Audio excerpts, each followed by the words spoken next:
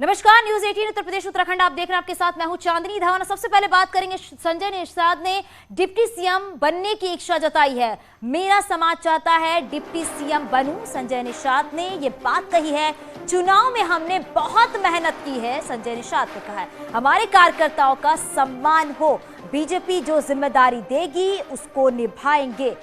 तो संजय निषाद ने अपनी इच्छा जताई है, यहाँ पर डिप्टी सीएम की इच्छा जताई है यहाँ पर, और उन्होंने ये भी कहा है कि बीजेपी जो जिम्मेदारी देगी उसको हम निभाएंगे। इसके साथ ही उन्होंने ये भी कहा है कि चुनाव में हमने बहुत मेहनत की है। संजय निषाद ने ये बात कही है, हमारे कार्यकर्ताओं का सम्मान।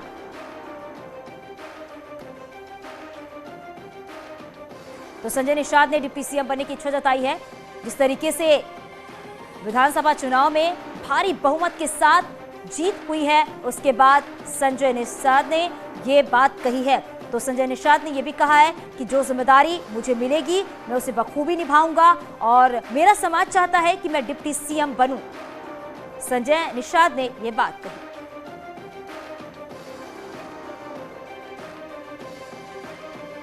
हमारे कार्यकर्ताओं का सम्मान हो, यह भी बात कही है संजय निषाद ने।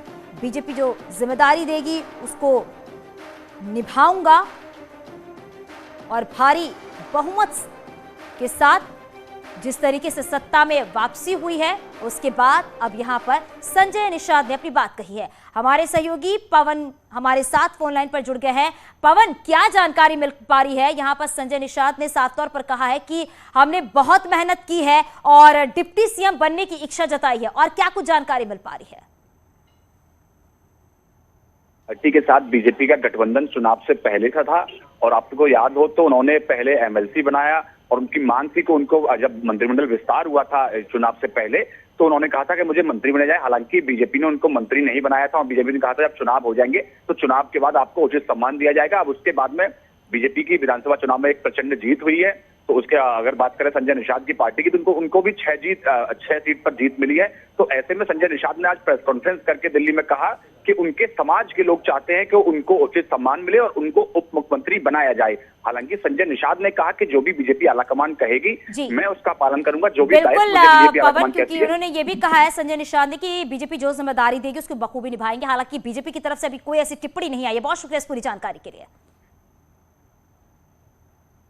यूपी विधानसभा चुनाव में बीजेपी की शानदार जीत के बाद सीएम योगी अपने दिल्ली दौरे के दूसरे दिन आज सबसे पहले केंद्रीय परिवहन मंत्री नितिन गडकरी से मिले। करीब 45 मिनट तक ये मुलाकात चली।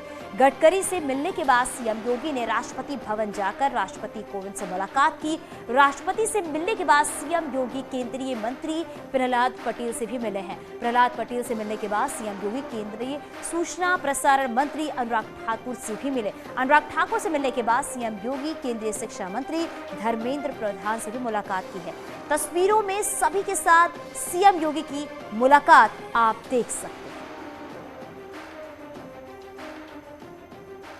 तो ये 5 तस्वीरें आप अपने टीवी स्क्रीन पर देख रहे हैं। सीएम योगी आदित्यनाथ नितिन गडकरी से भी मुलाकात की, अनुराग ठाकुर से भी मिले, प्रहलाद पटेल से भी मिले, मुलाकात की, और राष्ट्रपति रामनाथ कोविंद से भी सीएम योगी आदित्यनाथ ने मुलाकात की है, और धर्मेंद्र प्रधान से भी मुलाकात हुई सीएम योगी आदित्यनाथ।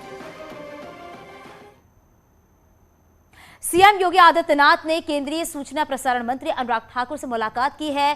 तस्वीर में आपको दिखाते हैं।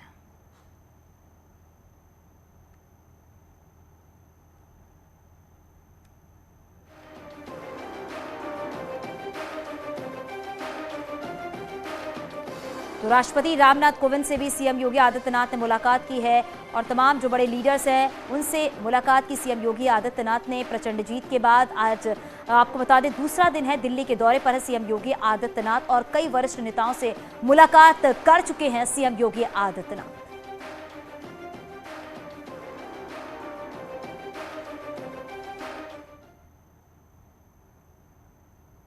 केंद्रीय मंत्री डॉक्टर महेंद्र नाथ पांडे ने न्यूज 18 से बातचीत में कहा कि मोदी योगी पर जनता का भरोसा बरकरार है और आने वाले समय में भी एसपी कोई कमाल नहीं कर पाएगी।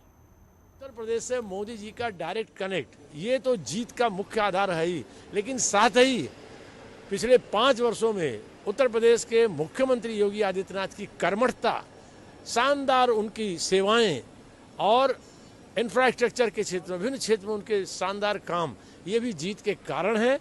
और आगे जिन कारणों पर हम जीत के आए हैं उस पर आने वाली उत्तर प्रदेश सरकार और तेजी से काम भी करने की कार्य योजना पर जुट गई है। सर, पूर्वांचल में क्या आत्ममंथन करने की जरूरत पड़ेगी क्योंकि वहां पर सीटों में कमी आई है? देखिए, पूर्वांचल की जो जटिलता रहती है उस जटिलता में भी बहुत ही शानदार परफॉर्मेंस पार्टी ने दिया है।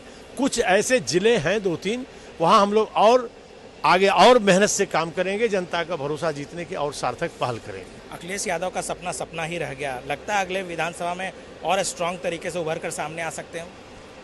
मुझे नहीं लगता कि अखिलेश यादव और लोग, इन्होंने मसल पावर और जातीय आधार, राजनीति के इनके 2 ही सूत्र हैं। मोदी युग में वो चीजें अब लद चुकी है, दूर जा चुकी है। अब सेवा, लोगों की भलाई के काम, ईमानदार सरकारें, ये युग शुरू हुआ है नरेंद्र मोदी युग में। वो सपा के एजेंडे में सपने में भी नहीं रहता है। इसलिए आने वाली लोकसभा, आने वाली विधानसभा में दूर दूर तक इस पार्टी की कोई संभावनाएं नहीं। धन्यवाद सर। ये थे केंद्रीय मंत्री doctor Mahendra Nath Pandey. Anup Gupta, news 18 network, Delhi. और आगे भी खबरें जारी है, यहां रुकेंगे एक छोटा सा ब्रेक के लिए, जल्द लौटते हैं।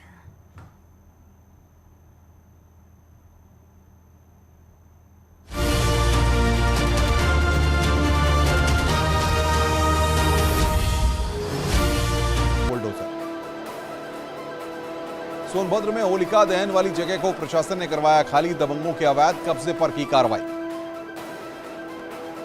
आगरा में एक निजी स्कूल के अवैध हिस्से पर चला प्रशासन का बुलडोजर, छावनी परिषद ने कार्रवाई करते हुए खाली कराया। उधम सिंह नगर में पीपीपी मोड़ पर बन रहे स्लॉटर हाउस का विरोध, ग्रामीणों और विश्व हिंदू परिषद के कार्यकर्ताओं के पंचायत के ईओ को भी सौंपा ज्ञापन। बदायूं में होली के मौके पर अवैध शराब की तस्करी रोकने के लिए प्रशासन की पहल, ड्रोन कैमरे से कर रहे निगरानी। कन्नौज में एक टीचर पर छात्र की बेरहमी से पिटाई।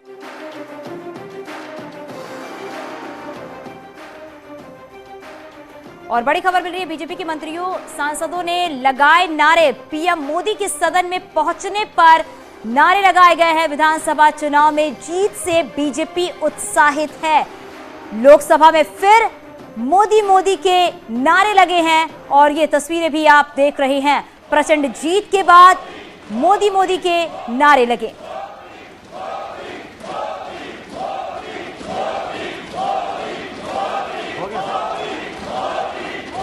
तो लोकसभा में मोदी मोदी के नारे लगे हैं। सीधी तस्वीर भी आप देख रहे हैं, जहां पर विधानसभा चुनाव में प्रचंड जीत के बाद आपको बता दें कि संसद में ये सुबह की तस्वीर आप देख रहे हैं, जब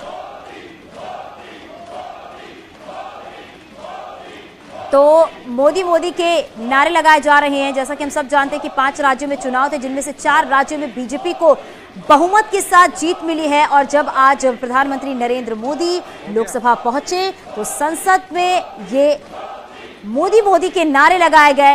ये तस्वीर सुबह की आप देख रहे हैं, जहां पर बीजेपी के मंत्रियों, सांसदों ने नारे लगाए। सदन में पहुंचने पर हर तरफ मोदी मोदी के नारे लगाए। विधानसभा चुनाव में 4 राज्यों में बीजेपी की शानदार जीत से पार्टी के नेता खासे उत्साहित हैं।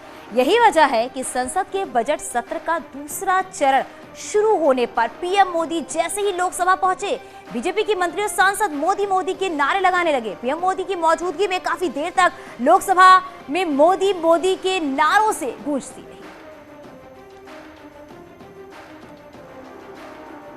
और आपको बता दें, दिल्ली से खबर मिल रही है, बीजेपी संसदीय दल की कल बैठक होगी। इस बैठक में पीएम मोदी शामिल होंगे। बताया जा रहा है कि इस बैठक में पीएम मोदी का भव्य स्वागत किया जाएगा।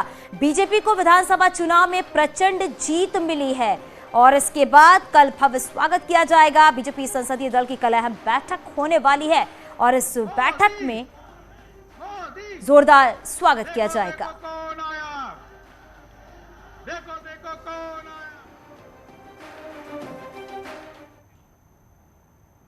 लखनऊ से बड़ी खबर मिल रही है। शाम 5 बजे सीएम योगी की बड़ी बैठक। बड़ी खबर इस वक्त की है, सीएम आवास पर कोर ग्रुप की बैठक होगी। मीटिंग में दोनों डिप्टी सीएम भी शामिल होंगे।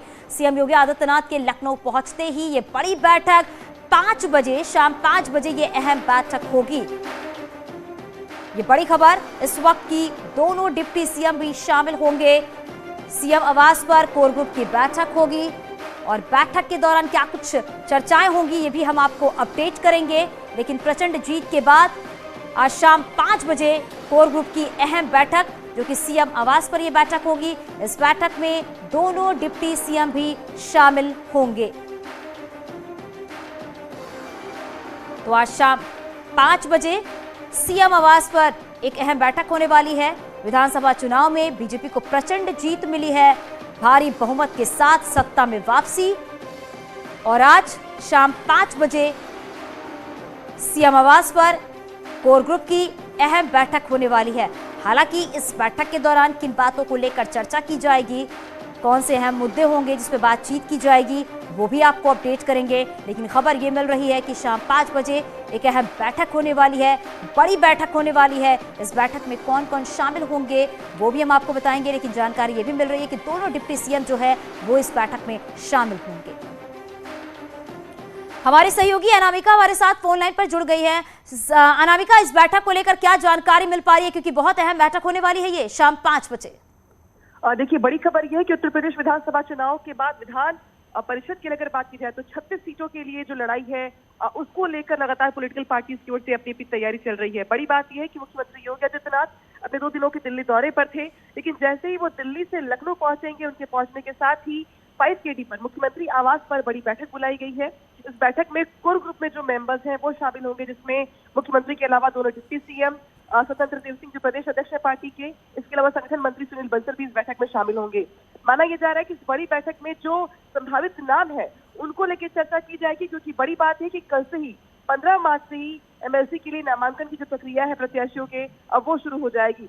19 तारीख जो है 19 मार्च वो नामांकन की आखिरी डेट है।